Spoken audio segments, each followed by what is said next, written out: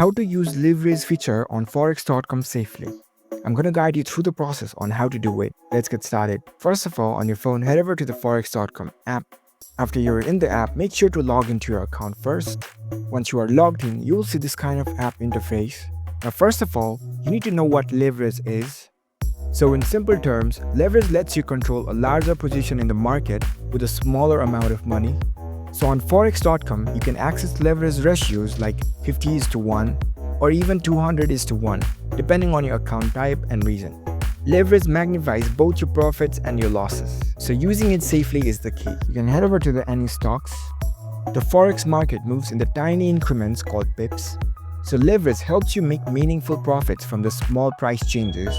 Forex.com offers competitive leverage options, a user-friendly platform, and tools to manage risk, making it a greater choice for traders. When you're buying any stocks, enable this stop loss feature and set a stop loss to limit your loss to 1 or 2% of your account, because you need to know that you can risk only what you can afford.